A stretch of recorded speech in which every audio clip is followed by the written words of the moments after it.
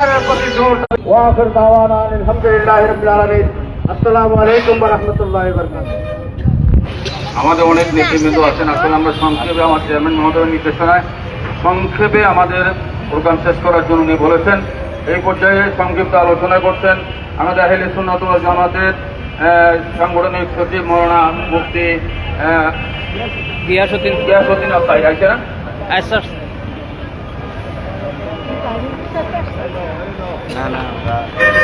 আসসালামু আলাইকুম ওয়া রাহমাতুল্লাহি ওয়া বারাকাতুহু। আমি গণপ্রজাতন্ত্রী বাংলাদেশ সরকারকে প্রেস ক্লাব চত্বর থেকে দায়িত্বহীন ভাষায় স্মরণ করে দিচ্ছি, গত ইন্টারিম গভর্নমেন্টের সময় যখন সর্বপ্রথম শাহপুরান ইয়ামিনী রহমতুল্লাহের মাজার ভাঙচুর করার জন্য এক শ্রেণীর মানুষ তারা সন্ধ্যাবেলায় সেখানে জড়ো হয়েছিল। তরিকাপন্থীদের রোষানলে যদিও তারা স্বার্থ হাসিল করতে পারেনি, তখন আমরা লক্ষ্য করেছি এক শ্রেণীর উগ্রবাদী তৌহিদি জনতা স্লোগান দিয়ে একটি নয় দুইটি নয় প্রায় 97টি মাজারে তারা আক্রমণ করেছে। সেই সময় যদি ইন্টারিম গভর্নমেন্ট ওই সমস্ত মাজার ভাঙচুরকারীদের প্রথম থেকে লাগাম টেনে ধরতেন, তাহলে কিন্তু তারা একের পর এক মাজার ভাঙত না। তো সেই সুযোগে এখন বর্তমান যিনি রাষ্ট্রপ্রধান, আমরা দেখেছি গত পরশুদিন সেই বিগত ইন্টারিমের আমলে যেই রকম ন্যাক্কারজনক ঘটনার অবতারণা হয়েছে, মাজার ভাঙচুরের মাধ্যমে, কবর থেকে লাশ তোলার মাধ্যমে, আগুন দিয়ে পুড়িয়ে দেওয়ার মাধ্যমে যেই রকম ভাবে ন্যাক্কারজনক ঘটনার অবতারণা হয়েছিল, আজ গত পরশুদিন আবার সেই মিরপুর হযরত শাহ আলী বাগদাদী রহমতুল্লাহ আলাইহির মাজার জিয়ারতকারীদের উপরে আক্রমণ করে আবার সেই আরেকটি মাজার যুক্ত হয়েছে। তো একের পর এক যদি এভাবে এই দেশে ইসলাম এনেছেন আল্লাহর ওলিগণ, এই দেশে ইসলাম এনেছেন আল্লাহর ওলিগণ, আল্লাহর ওলিদের মাজারকে সুরক্ষা দেওয়া দেশের প্রত্যেকটা নাগরিকের দায়িত্ব, রাষ্ট্রপ্রধানের দায়িত্ব। ওই সমস্ত উগ্রবাদী তারা কারা যারা আল্লাহর ওলির মাজারকে ভাঙচুর করার জন্য একের পর এক তারা আঘাত করছে, হানা দিচ্ছে, তারা দোহাই তুলছে। সেখানের ভিতরে মাদকের আড্ডা হয়, নেশার আড্ডা নাকি হয়। আমি বলতে চাই, মাথা ব্যথা হয়েছে বলেই গলা কেটে ফেলে দেওয়া যাবে না। মাথা ব্যথার ট্রিটমেন্ট করতে হবে। একান্ত যদি কোনো মাজারে কোনো ধরনের অপ্রীতিকর কোনো সরাসরি বহির্ভূত কোনো কাজ হয়, সেটাকে প্রতিরোধ করতে হবে, মাজারকে সুরক্ষা দিতে হবে। মাজারকে সুরক্ষা না দিয়ে একের পর এক ভিত্তি তারা মাজার ভাঙচুর করছে, জিয়ারতকারীদের উপরে আক্রমণ করছে।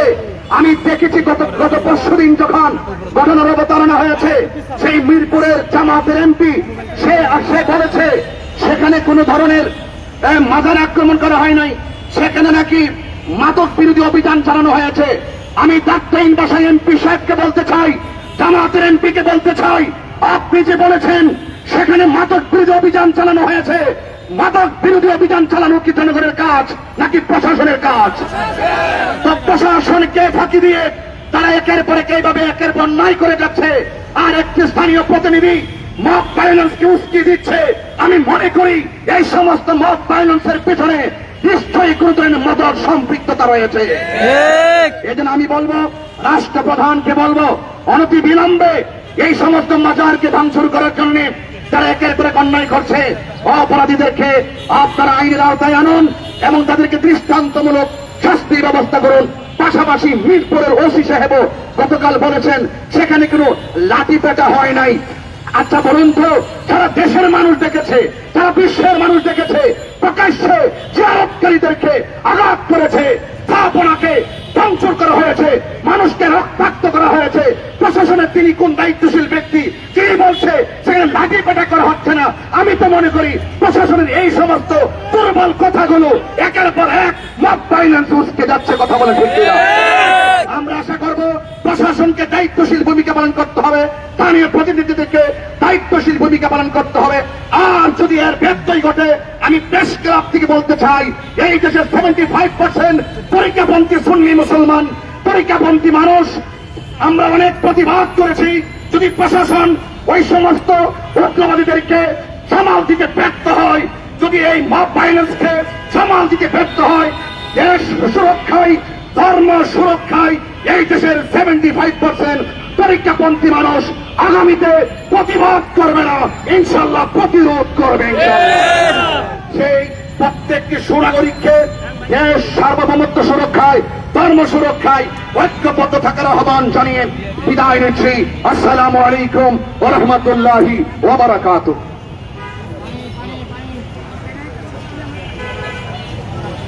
এই পর্যায়ে সংক্ষিপ্ত বক্তব্য রাখছেন আহলে সুন্নাত ওয়াল জামাতের মজলিস শুরার অন্যতম সদস্য আল্লামা সৌম আব্দুস সামাদ।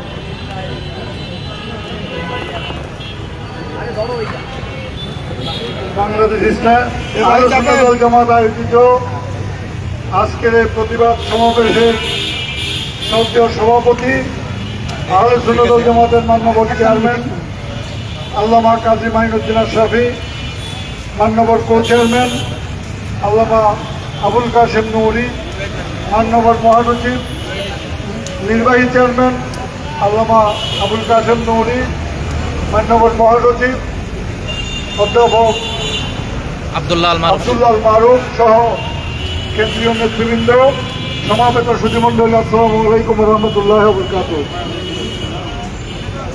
আসলে যারা মাজারে আছেন, মাজারপন্থীরা গৌর গোবিন্দদেরকে পরাজিত করে এদেশে বিজয় অর্জন করেছিল। সেই গৌর গোবিন্দের উত্তরসূরিরা তৌহিদি জনগ্রাম দিয়ে আজকে মাজারগুলোতে হামলা করে যাচ্ছে। আমরা বিশ্বাস করি যারা মাজারে হামলা করছে তারা গৌর গোবিন্দের উত্তরসূরি। সম্মানিত উপস্থিতি, মিরপুরের ওসি, মিরপুরের এমপি বলেছেন মাদক সেবীদের উৎখাত করার জন্য অভিযান চালানো হয়েছে। সেখানে তো পুলিশ ছিল না। পুলিশ দিয়ে যদি অভিযান চালানো হতো তাহলে বিশ্বাস করতাম মাদক সেবীদের বিরুদ্ধে পুলিশ অভিযান চলেছে। সেখানে যারা অভিযান করতে গিয়েছে, মিরপুরের এমপি সাহেব স্বীকারোক্তি দিয়েছেন আপনি হত্যায় হামলার সাথে জড়িত। আপনার উক্তির মধ্য দিয়ে প্রমাণিত হয়েছে আপনি অতর্কিতভাবে রাতের অন্ধকারে আপনাদের জানোর সন্তানদেরকে নিয়ে সেখানে হামলা করে দিয়েছেন। সম্মানিত দেশবাসী, আমি জিজ্ঞাসা করতে চাই, মাদক যদি থাকে সেটা উৎখাত করার দায়িত্ব কি তৌহিদি জনতার নাকি রাষ্ট্রীয় কর্মকর্তাদের? তৌহিদি জনতার নামে কুলাঙ্গাররা কোন অপরাধে কি কারণে তাদের অন্ধকারে মাজার জিয়ারতকারীদের উপর হামলা করব? আমরা অত্যন্ত স্পষ্টভাবে বলতে চাই, এই স্বীকারোক্তির মধ্য দিয়ে বাংলাদেশে কারা মবের সন্ত্রাস চালাচ্ছে সে কথা প্রমাণিত হয়েছে। সরকারের প্রশাসন যন্ত্রের মধ্যে লুকিয়ে থাকা পুলিশ বাহিনীর লোকেরাও এটার সাথে যুক্ত এবং মিরপুরের এমপি সরাসরি এই মব সন্ত্রাসের সাথে যুক্ত। বাংলাদেশ থেকে মব সন্ত্রাস উৎখাত করতে হলে মিরপুরের এমপিকে অবিলম্বে গ্রেফতার করতে হবে। সম্মানিত দেশবাসী, মব আর আইন একসাথে চলতে পারে না। সুতরাং আপনারা যদি আইনের শাসন চান, মব বন্ধ করুন। আর যদি মব করতে চান, ঘোষণা দিন, আমরা ইনশাল্লাহ প্রতিহত করব। আসসালামু আলাইকুম। সংক্ষেপ করছি, এই পর্যায়ে সংক্ষিপ্ত আলোচনা করছে আহলে সুন্নাত ওয়াল জামাতের কো চেয়ারম্যান অধ্যক্ষ একজন পরিচিত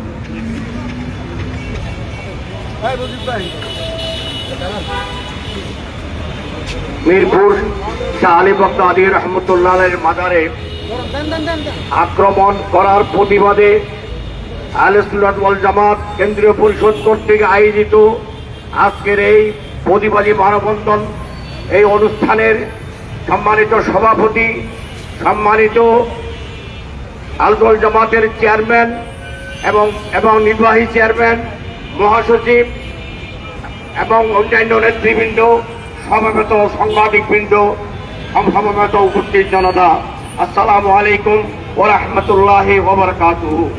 আমরা গভীরভাবে লক্ষ্য করছি, ইন্টারভিউ সরকারের আমলে মব ভাইলেন্সের মাধ্যমে মাজারগুলোতে হামলা করা শুরু হয়েছে। মাজারগুলো কি অপরাধ করলো? মাজারগুলোর সাহেবেরা এদেশে ইসলাম এনেছেন, শান্তির প্রচার করেছেন, শান্তির বাণী প্রচার করেছেন। কিন্তু এই মব ভাইলেন্সের উত্তরসূরিরা যারা এই কাজে জড়িত, তারা এদেশে শান্তি চায় না। তারা উগ্রবাদের মধ্য দিয়ে এদেশকে অশান্ত করবার জন্য তারা বিভিন্ন প্রকারের চক্রান্তে লিপ্ত রয়েছে। সুতরাং আমরা সরকারের সাহসী ভূমিকা কামনা করব।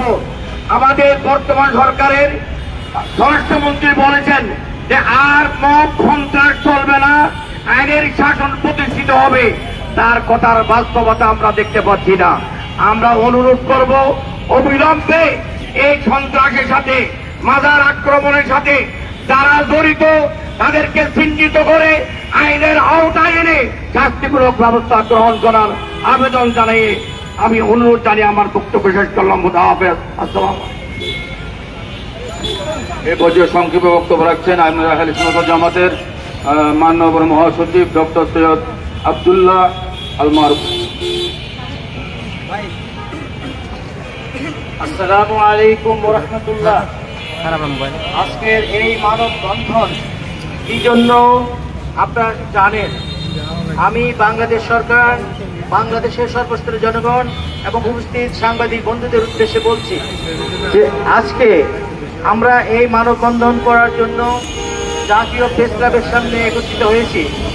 কিন্তু আমাদের এই প্রতিবাদ আজকে সারা বাংলাদেশে ছড়িয়ে পড়ছে।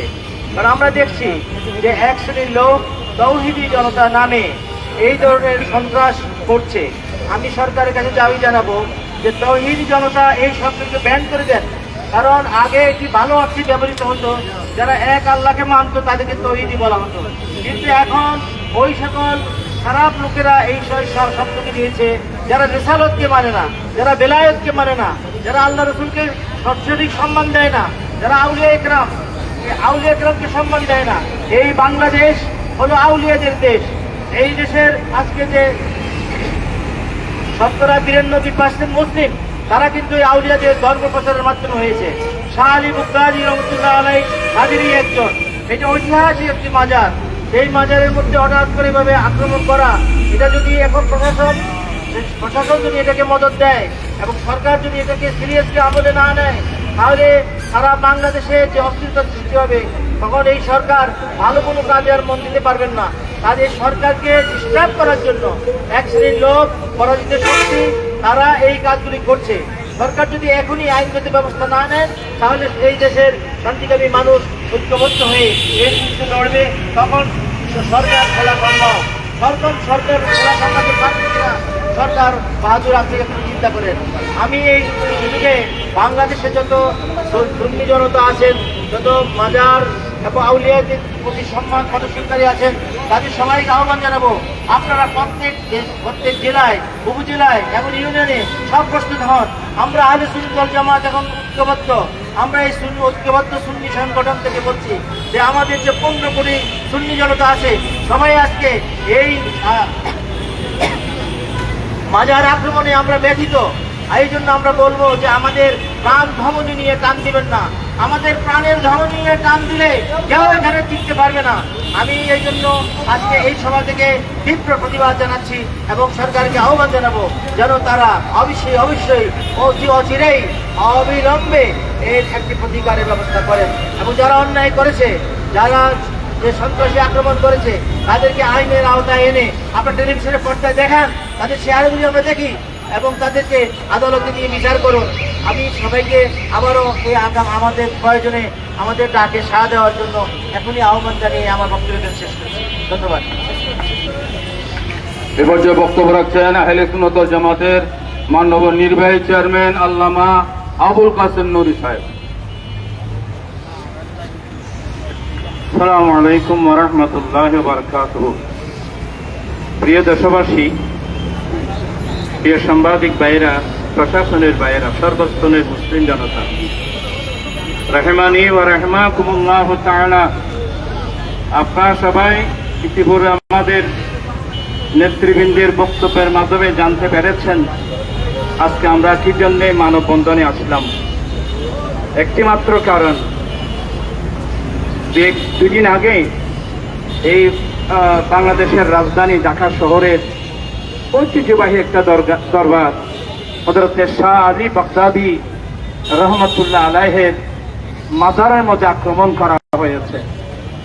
এই জন্য আমরা আহলে সুন্নাত ওয়াল জামাতের পক্ষ থেকে যারা এই কাজ করেছেন আমরা তাদেরকে ধিক্কার জানাচ্ছি এবং প্রশাসনকে বলছি, ইতিপূর্বে আপনারা অনেকে মাজারে আক্রমণ করেছেন।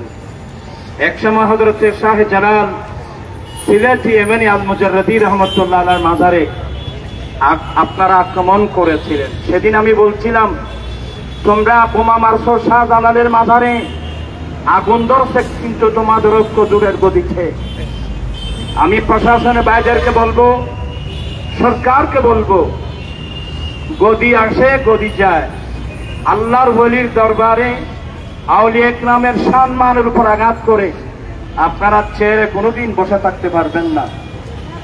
বাংলাদেশের ইতিহাস স্বর্ণের মতো উজ্জ্বল।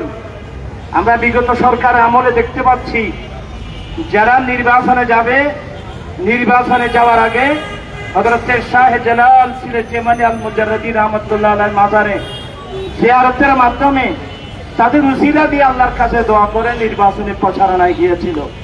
হযরত শাহ আলী বাগদাদী রহমতুল্লাহ আলাইহির মাজারে তাওতা আউলিয়া ইকরামের বিভিন্ন দরবারে গিয়ে, আউলিয়া ইকরামের মাজারে গিয়ে জিয়ারত করে এবং তাদের উসিলা দিয়ে দোয়া করে যারা নির্বাচনী প্রচারণায় গিয়েছিল তারা জয়যুক্ত হয়েছিল। এটা বাংলার মানুষ প্রত্যেকেই জানে। আমি সবাইকে বলবো, এই যে শাহ আলী বাগদাদী রহমতুল্লাহ আলাইহির মাজার সহ এই পর্যন্ত 90-95টা মাজারের মধ্যে যে আগুন দেওয়া হলো, আক্রমণ করা হলো, আমরা বাংলাদেশ সরকারের দৃষ্টি আকর্ষণ করছি, অনতি বিলম্বে এই সমস্ত জালেমদেরকে গ্রেফতার করে এদেরকে আইনের আওতায় আনা হোক, তাদেরকে বিচার করা হোক। আমি অত্যন্ত বিনয়ের সাথে বলছি, যারা এই কাজ করেছে এরা তৌহিদি জানাতা, এরা মুসলমানও না। কারণ কোন মুসলমান কোন আউলিয়া ইকরামের মাজারে আক্রমণ করতে পারে না।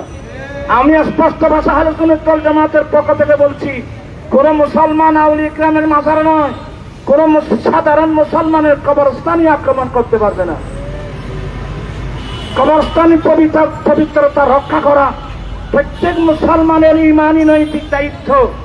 আমি বলবো, আপনি তো মাজার আক্রমণ করছেন, আপনি কোন মুসলমান হয়ে থাকলে সাধারণ কোন মুসলমানের কবরস্থানে আক্রমণ করতে পারবেন না।